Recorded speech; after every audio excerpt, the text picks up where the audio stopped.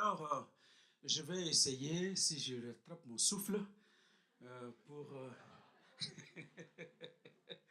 Alors, voilà, parler pendant peut-être, je sais pas, un quart d'heure, 20 minutes. Et puis ensuite, on va prier. Alléluia.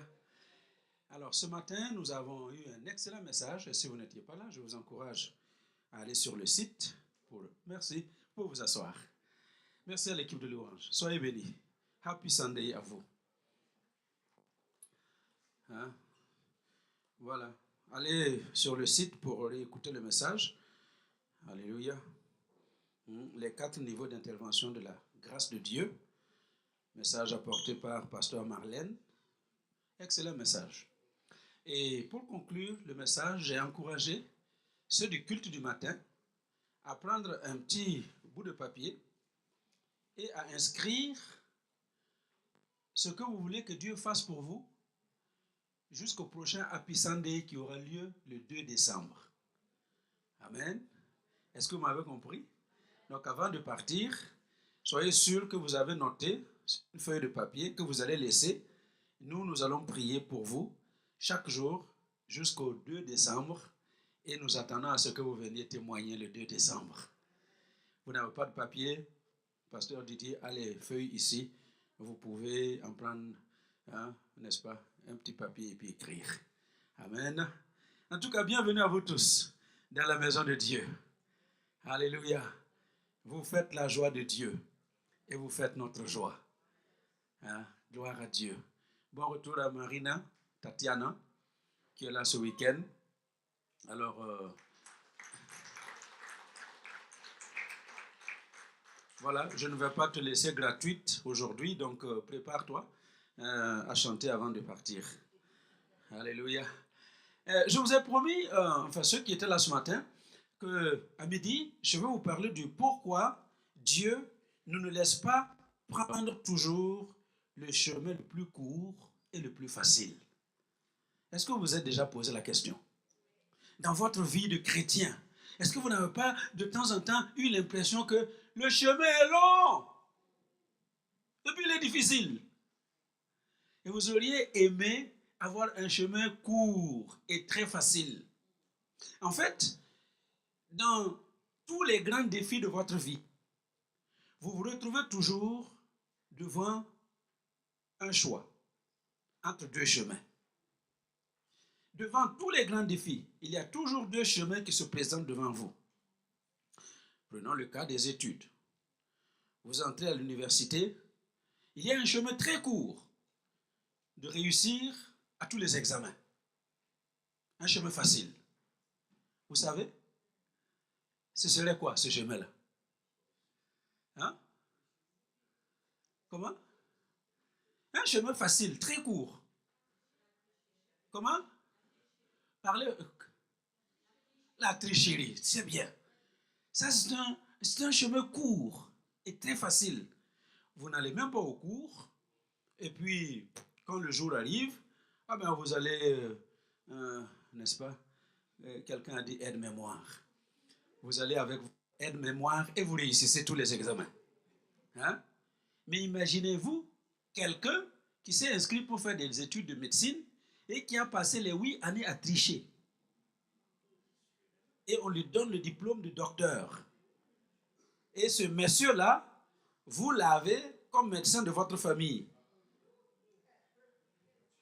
Comment on appelle dans les films western les gens qui... vous avez plutôt ceux qui enterrent les morts. C'est plutôt le croque-mort de votre famille. Ce sera le croque-mort, ce ne sera pas le médecin. Parce qu'on ne peut pas tricher. C'est le chemin le plus court, c'est le chemin le plus facile. Mais il y a un autre chemin. Le chemin difficile. Comme Marlène le disait le matin, c'est le chemin où vous passez des nuits sans sommeil. Parce que vous êtes obligé d'étudier. C'est le chemin où vous êtes astreint à aller au cours assidûment. Difficile. Mais c'est ça le chemin de la vraie bénédiction. Ce sera le chemin de la vraie réussite. Imaginez, deuxième cas, quand vous décidiez d'en finir avec la pauvreté. Vous dites, c'est terminé. Moi, à partir d'aujourd'hui, c'est fini. je ne serai plus jamais en manque d'argent. Je déclare que je suis riche et je vais commencer à marcher dans la richesse. Vous savez quoi? Il y a encore 2 chemins devant vous. Vous savez que entre maintenant là et ce soir, vous pouvez vous retrouver millionnaire, même milliardaire. Chemin court, chemin facile. Ça consisterait à faire quoi? Aller braquer une banque, vous sortez les coffres, et puis vous êtes milliardaire subitement. Mais vous savez où ça va vous amener? Je ne sais pas, hein, à perpétuité, en prison.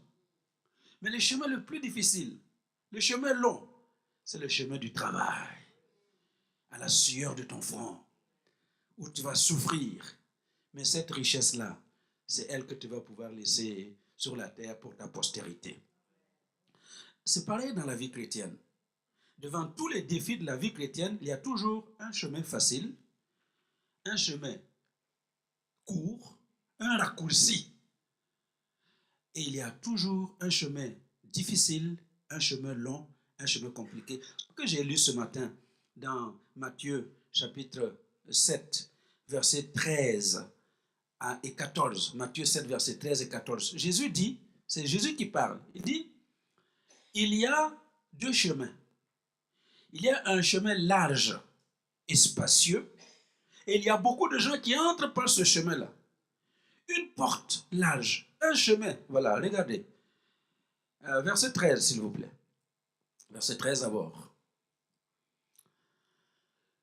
Come on. Il dit, entrez par la porte étroite, car large est la porte, spacieux est le chemin qui mène à la perdition, et il y en a beaucoup qui entrent par là. Verset 14. Il dit, mais étroite est la porte, resserrez le chemin qui mène à la vie, et il y en a peu qui les trouvent. Donc, devant vous se dressent toujours ces 2 chemins. Chemin resserré, étroit, et chemin large, spacieux. Et vous allez vous rendre compte que, en tant qu'enfant de Dieu, tout le long de votre vie, vous allez apprendre à comprendre que Dieu ne nous conduit jamais dans les chemins spacieux, larges, sur les autoroutes à 8 bandes. Le chemin sur lequel Dieu t'amène, ce sera toujours le chemin resserré, rétréci. Et il y en a peu qui osent passer par là. Alors je vous invite à lire, comme texte de base cet après-midi, Deutéronome 8, versets 2 à 4.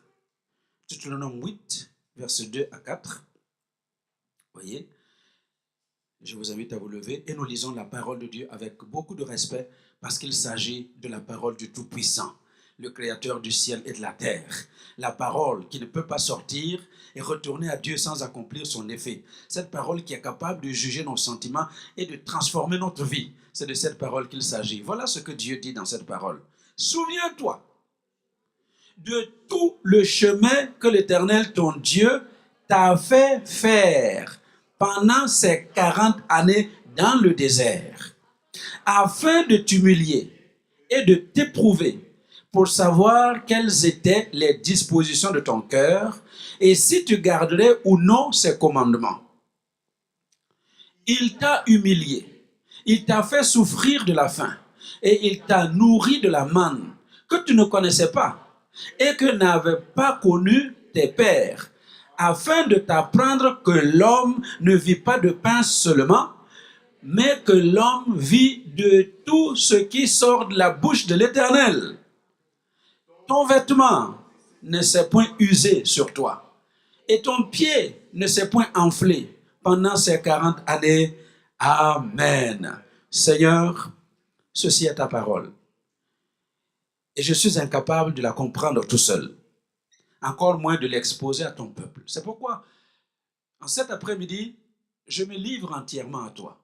Prends le contrôle de mes pensées, prends le contrôle de mes sentiments, de mes émotions, et laisse-moi parler de ta part, afin que cette parole touche la vie de quelqu'un, change le cours de la vie de quelqu'un, que cette parole transforme quelque chose dans l'internaute qui est en train de nous suivre, que cette parole produise son effet. En effet, elle ne retournera pas à toi sans avoir accompli ce pourquoi tu l'as envoyé cet après-midi.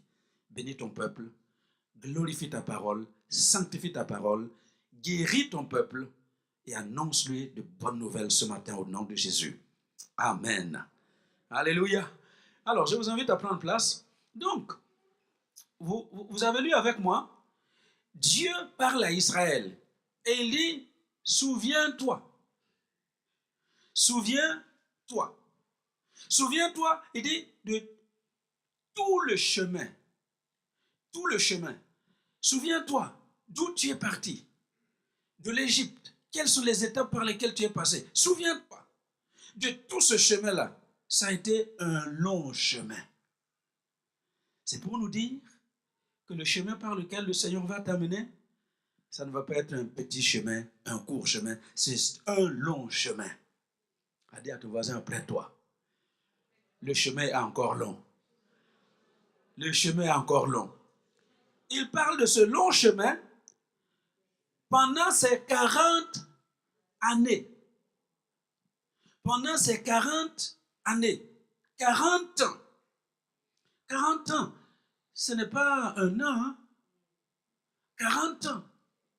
Quand toi, tu as marché avec Dieu pendant 3 ans et tu ne vois pas la chose arriver, qu'est-ce que tu penses? Qu'est-ce que tu te dis? Ce matin, nous avons entendu de merveilleux témoignages. Une qui dit, j'ai été mariée pendant 12 ans. Et 12 ans, elle dit, wow, 12 ans, ce n'est pas 12 jours. 12 jours, c'est long. On a l'impression que c'est long. Donc pendant 12 ans, elle a cherché à avoir un enfant. Elle n'a pas eu. C'est maintenant que Dieu lui fait la grâce de porter un enfant dans son sein. Nous avons cette autre dame qui vient qui dit, je suis avec mon mari depuis 10 ans. Et c'est au bout de 10 ans que Dieu lui fait la grâce de porter un enfant. Mais Israël, combien d'années? 40 ans. Waouh! C'est pourquoi je vous dis que le chemin est encore long. Donc si toi, tu as attendu ta bénédiction, ça fait 7 ans que tu l'attends, eh bien ne t'en fais pas. Il reste encore du temps. Le chemin est encore long. Et il ajoute troisième chose. Il dit, vous vous rappelez? Il dit, souviens-toi de tout le chemin. Souviens-toi de ces 40 années. Et troisième chose qu'il ajoute, dans le désert. Ce n'est pas 40 années à Honolulu, à la plage. Non, ce n'est pas 40 années à Tenerife. Quelque part dans le sud de l'Espagne, ou de l'Italie, ou dans le sud de la France. Non, 40 années dans le désert. Le désert, c'est éprouvant.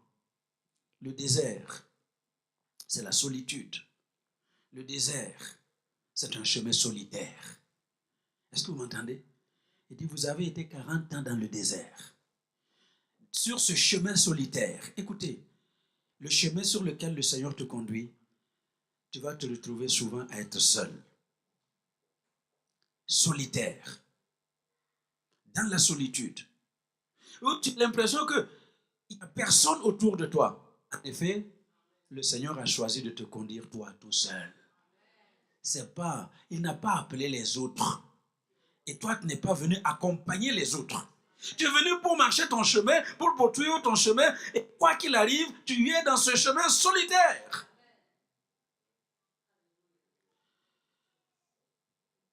Et il dit, souviens-toi, souviens-toi, souviens-toi. Souviens-toi. Et cet après-midi, je t'invite à te souvenir. Souviens-toi du chemin que tu as parcouru jusqu'à ce jour. Souviens-toi de ta vie chrétienne jusqu'à ce jour. Qu'est-ce que tu n'as pas connu? Quelles difficultés tu n'as pas connues? Qu'est-ce que tu n'as pas traversé? Quel désert tu n'as pas traversé? Tu as traversé beaucoup de choses. Tu t'es souvent retrouvé seul. Mais voilà ce que Dieu dit. Pourquoi, au lieu de faire passer Israël par ce chemin de 11 jours de marche, vous vous rappelez, on l'a toujours dit, En 11 jours, Israël aurait pu traverser et aller dans le pays promis. Au lieu de le faire suivre ce chemin court et facile, les voici dans le désert pendant 40 ans. Pourquoi Dieu fait ça? C'est pour trois raisons principales. Pourquoi Dieu ne te fait pas passer par le chemin court, le chemin facile? C'est pour trois choses essentielles. Et la première chose que je t'annonce aujourd'hui, c'est ce que Dieu a dit à son peuple. Il t'a fait parcourir ce long chemin dans le désert pendant 40 ans. Première chose, pour t'apprendre l'humilité. Dieu dit à Israël, c'est pour que tu apprennes l'humilité. Pendant 40 ans dans le désert, tu as été humilié.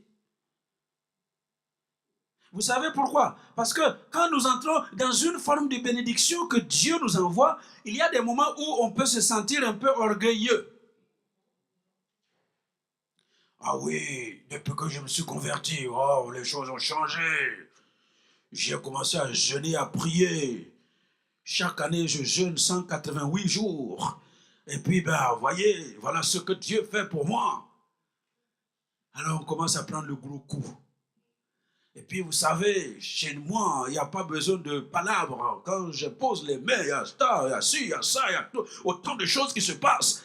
Et puis, très subtilement, on acquiert un gros coup, l'orgueil. Et comme vous savez, l'orgueil précède la chute.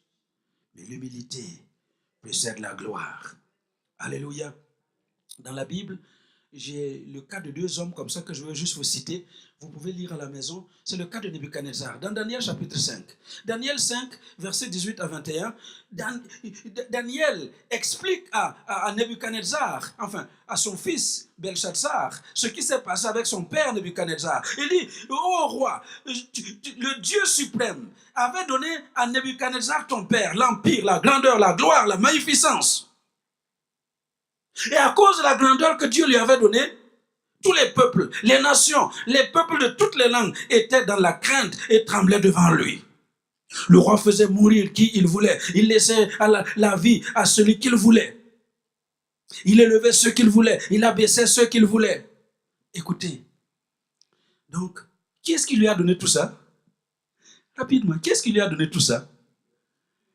Le Dieu suprême. C'est Dieu qui lui a donné. Mais voyez la suite. Mais lorsque son cœur s'éleva et que son esprit s'endurcit jusqu'à l'arrogance, il fut précipité de son trône royal et dépouillé de sa gloire. Il fut chassé et il a été envoyé dans la brousse. Il mangeait l'herbe comme les moutons, comme les vaches. Il a été lavé avec la rosée de la pluie. Est-ce que vous m'entendez? Et c'est seulement le jour où il est revenu à lui-même que Dieu lui a restitué ce qu'il a perdu. Vous voyez, si Dieu ne te fait pas passer par un moment d'humilité, s'il ne t'apprend pas l'humilité, sa bénédiction va t'amener dans l'orgueil. Et l'orgueil va t'amener en enfer. C'est pour cela que il te fait passer par le long chemin par lequel tu passes en ce moment. Demande à ton voisin, il y a combien d'années que tu attends la chose là? Demande, combien d'années que tu attends? Et tu as l'impression que ça ne vient pas. Écoutez-moi bien, ça va venir. Mais jusqu'à ce que ça vienne, Dieu est en train de t'enseigner l'humilité. Pour que tu apprennes que cette chose ne viendra pas de toi, cette chose viendra de l'Éternel, le Seigneur des Seigneurs, qui parle et les choses arrivent. Dans le Nouveau Testament, vous avez un autre exemple. Hérode. Acte 12, versets 21 à 23. Hérode, un jour fixé, Hérode, revêtu de ses habits royaux. Vous savez que la Bible dit que c'est Dieu qui établit les rois, c'est lui qui établit tous les présidents. Il n'y en a pas un seul qui vient au pouvoir tout seul. C'est Dieu qui établit qui est en pouvoir. Allô? Donc Hérode pense que c'est parce qu'il est quelqu'un qu'il est arrivé au pouvoir. Donc un jour, il est revêtu de ses habits royaux. Il s'assoit sur son trône. Il harangue la foule. Et le peuple s'écrie, voix d'un Dieu et non d'un homme. Et vous savez quoi? Au même instant, un ange est descendu du ciel, l'a frappé, et il est tombé mort, rongé des vers sur le champ. Vous comprenez? Pourquoi Dieu ne peut pas te laisser aller tout de suite là où tu veux aller là? Parce que s'il te laisse aller là-bas, tu vas t'enorgueillir et tu vas aller en enfer. Vous me comprenez?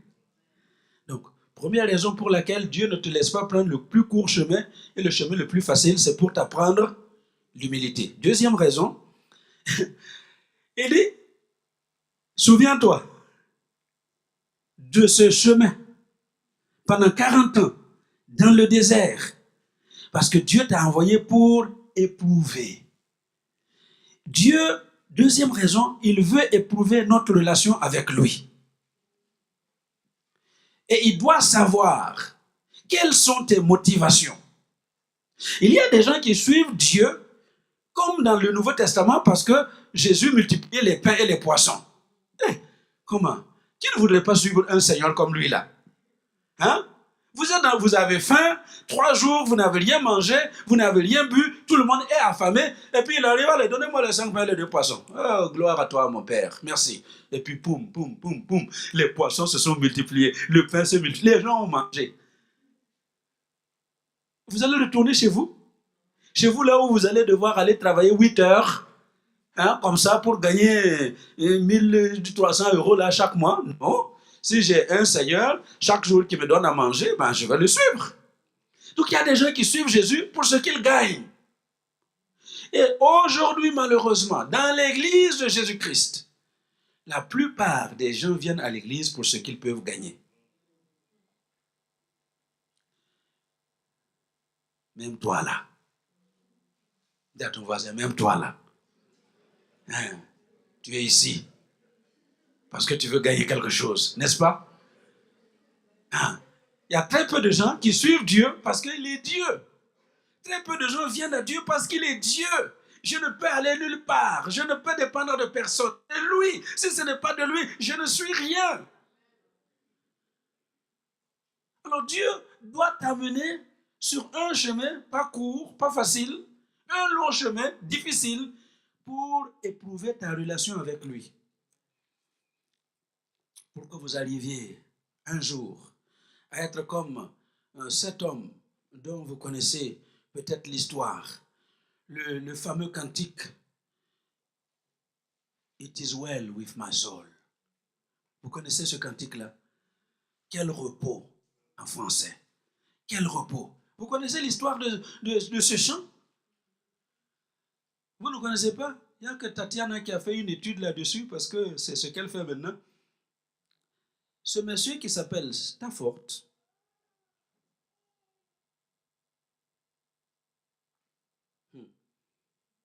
il a vécu un moment très compliqué. Spafford était un avocat prospère, très prospère.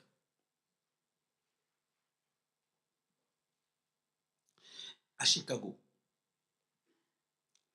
Et puis,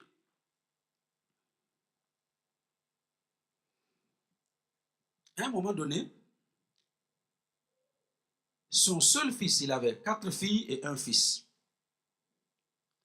Le fils est mort. À l'époque, il y avait des maladies qui pouvaient tuer les gens comme ça. Maladie qui s'appelait la scarlatine, en 1870. Ça, c'était la première tragédie. La deuxième tragédie, en 1871, un an après, il y a eu un grave incendie à Chicago, là où il avait toutes ses affaires. Il avait investi dans l'immobilier. Et tout ce qui était de ses affaires, ça a été brûlé. Donc, un an avant, il perd son fils. Une année après, ce sont ses affaires qui sont perdues. Et puis, il est en train d'essayer de se reprendre. Il avait planifié de partir en Europe, visiter l'Europe avec sa famille, donc sa femme et les 4 enfants. Et ils ont emprunté un bateau appelé Ville du Havre, en France. Hein? Et alors qu'ils sont en train de voguer sur la mer, le bateau a coulé. Et il a perdu ses 4 filles. Et sa femme lui a envoyé un message. Et ce message en français, le télégramme disait « sauver seul », 3 points de suspension. Donc, tout le monde est mort, mes enfants, je suis sauvé seul.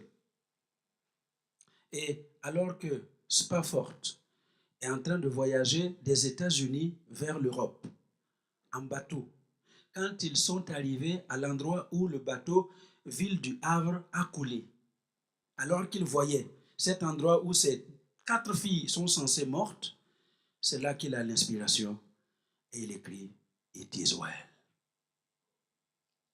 with my soul ». Quel repos pour mon âme. Ça aurait été un chrétien de ce 21e siècle-là. Hein? Qu'est-ce que vous auriez fait? Vous auriez tout balancé, et la foi, et Jésus, et l'Église. Si c'est comme ça, je balance tout à la poubelle. Mais lui, il arrive là, et il a une inspiration. Et il écrit un chant qui est encore en train de bénir les hommes et les femmes aujourd'hui. It is well with my soul. Quel repos pour mon âme. C'est ce que Dieu veut voir dans ta vie. Que ta communion avec lui, que ta relation avec lui, ça n'a rien à voir avec ce que tu peux gagner. J'ai besoin d'un mari. Alléluia. Le dimanche prochain, voilà un homme qui descend du ciel. Qui dit, je suis là où je veux te marier. Je cherche une femme. Oh, et puis, 2 semaines après, voilà la plus belle fille, Miss Univers, qui se présente devant toi. Non. Que ta relation avec Dieu ne dépend pas de ce que tu as, ni de ce que tu reçois. Mais que cette relation dépend simplement de ce que Dieu est. Il est le Seigneur des Seigneurs. Il est le Roi des Rois. Il est Dieu. Et si je ne le suis pas, je vais aller en enfer. Si je ne m'attache pas à lui, je n'ai personne d'autre sur cette terre. Et il doit t'éprouver. Donc tu suis ce que tu suis là, parce que Dieu est en train d'éprouver ta communion avec lui. Dernièrement, il est moins 10. Pourquoi Dieu ne te fait pas passer par le plus court chemin, le plus facile? 3e raison, pour t'apprendre à vivre par la foi. Il dit, pendant les 40 ans, dans le désert, sur ce long chemin, Dieu t'a appris que l'homme ne vivra pas seulement de pain, mais de toute parole qui sort de sa bouche. C'est apprendre à vivre par la foi. Dieu veut t'apprendre à vivre par la foi. Parce que le juste vivra par la foi. Et il commence à lui expliquer. Dans le désert, Dieu t'a nourri de la manne que tu ne connaissais pas. Dans le désert, pendant 40 ans, tu as porté les mêmes vêtements. Est-ce que tu es retourné au magasin pour acheter de nouveaux vêtements? Non. Tes vêtements ne se sont pas usés. Pendant 40 ans, dans le désert, tu n'as pas été à l'hôpital, comme Didier me disait ce matin. Ta maison, enfin, votre tente ne s'est pas transformée en pharmacie, où les pieds sont enflés, il faut des bandelettes, il faut soigner. Non, pendant 40 ans, tes pieds ne se sont pas enflés. Et les mêmes chaussures avec lesquelles tu as marché pendant 40 ans ne se sont pas usées à tes pieds. Pour qu'ils comprennent que l'homme ne vivra pas seulement de pain, mais l'homme vivra de toute parole qui sort de la bouche de Dieu. L'homme vit par la foi. Alléluia. C'est pourquoi cet après-midi, j'aimerais t'inviter à vivre par la foi. Allô? Vis par la foi. Attends-toi à Dieu. Dépends de Dieu. C'est pourquoi Jésus disait dans Matthieu 6, Matthieu 6, à partir du verset 25, il dit, ne vous inquiétez de rien. Ne vous inquiétez pas de quoi vous allez manger. Ne vous inquiétez pas de quoi vous allez vous vêtir. Ne vous inquiétez pas de ce que vous allez boire. Pourquoi? Parce que toutes ces choses, ce sont les païens qui les demandent. Votre Père qui est dans les cieux sait que vous en avez besoin. Allô? Dis à ta voisine, Dieu sait que tu as besoin. Ce que tu cherches là, Dieu sait que tu as besoin. Il a besoin, il sait. Il sait. Et il dit, ne vous inquiétez pas. Et il ajoute, qui de vous, par ses inquiétudes, peut ajouter une coudée à la de sa vie? Hein? Tu peux t'inquiéter, tu peux passer des nuits sans dormir. Tu peux devenir la maladie de l'Europe là, c'est quoi encore? La dépression. Tu peux attraper la dépression. Hein? Tu peux attraper tout ça. Mais tu ne vas rien changer. Au contraire, tu vas aggraver la situation. Parce que si tu ne dors pas, tu vas aggraver la situation. Allô? Il dit, ne vous inquiétez pas. Parce que votre Père Céleste, c'est que vous en avez besoin. Alléluia. Il nourrit les oiseaux du ciel. Il habille les fleurs dans les champs. Il y a combien de gens qui aiment les fleurs ici? Hein? Est-ce que vous avez déjà vu les fleurs de magasin en train de chercher quelle couleur je vais mettre? Non, aucune fleur n'a besoin de... Non. Dieu leur donne la beauté naturelle. Alléluia. Dieu les équipe avec tout. Ils n'ont pas besoin d'aller au magasin. Il dit, si Dieu donne ainsi cette beauté-là à l'herbe des champs, aux fleurs, qui aujourd'hui, vous les mettez là, vous les coupez, vous mettez dans votre peau. Attendez un mois. Vous faites quoi avec? Hein? Mado, toi qui es femme de Mundele, vous mettez les fleurs à la maison, n'est-ce pas? Hein? Après un mois, vous faites quoi? Les jetez. Il dit, si vous là, Dieu s'occupe des fleurs qu'on jette, et puis les oiseaux, l'hiver arrive, hein? Je ne sais pas comment les oiseaux font. Hein? Mais Dieu s'occupe des oiseaux, même en hiver. Et le printemps va arriver, vous les entendez. Il dit, si Dieu fait ces choses-là aux oiseaux, aux herbes, à combien plus forte raison ne va-t-il pas s'occuper de vous? Alors dis à ton voisin, arrête de t'inquiéter. Arrête de t'inquiéter. Ce que tu veux là, ça va venir. Ce que tu attends, Dieu va te le donner. Parce qu'il sait que tu le veux et il a déjà préparé, ça va arriver. Alléluia. Alors, mais en attendant, il est obligé de te faire passer par le chemin le plus long et le chemin le plus difficile pour t'enseigner ces trois choses. Parce que si tu n'as pas ces trois choses, la bénédiction va t'amener en enfer. Et Dieu veut que tu aies une bénédiction qui t'amène au ciel. Soyez bénis au nom de Jésus. Amen. Gloire à Dieu. Voilà. Ok. Le temps est passé. Hein? Désolé. Je vous invite à vous lever. On va prier. Marina, viens vite. Hein? Voilà. C'est ce que tu allais dire. Hein? Voilà. Alors, merci beaucoup. Viens. Est-ce que vous voulez vous lever pour qu'on prie, non? Voilà. Alors, prenez quelqu'un. 2 minutes, pas plus. 2 minutes. Prenez quelqu'un et vous allez prier pour la personne là pendant les 2 minutes. Qu'est-ce que Dieu veut lui enseigner? L'humilité, éprouver sa communion avec lui et puis vivre par la foi. Voilà. Que votre partenaire acquiert ces trois choses dans sa vie et que cela fasse partie intégrante de sa vie à partir d'aujourd'hui au nom de Jésus. Prions. 2 minutes.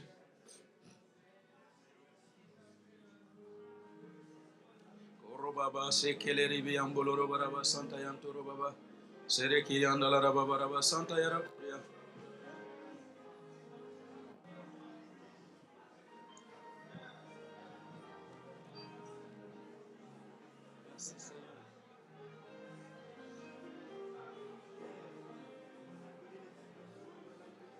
Reçois de moi le parfum qui t'est dû, la beauté de ton nom, mon âme est perdue. Je veux n'être que toi. Ah, Jésus, je t'aime. Oh, je ne veux rien que vouloir te louer, adorer ton nom et ta fidélité. Je veux n'être qu'à toi. Jésus, je t'aime. Oh, rien n'est plus beau que toi. Rien n'est plus saint que le sang du pardon. Je veux n'être que toi, Jésus. Amen. Alléluia. Que le Seigneur vous bénisse et que Dieu vous amène jusqu'au bout du chemin. Parce qu'au bout du chemin, il y a la grâce de Dieu. Au bout du chemin, il y a la bénédiction. Au bout du chemin, il y a ce que tu attends. Alors ne lâche pas. N'abandonne pas maintenant. Au nom de Jésus. Alléluia. Alors que Tatiana nous conduit dans ce cantique, je vous invite à vous avancer pour déposer ce que vous avez préparé pour le Seigneur. Soyez bénis. Au nom de Jésus. Je veux porter la vie à ta croix.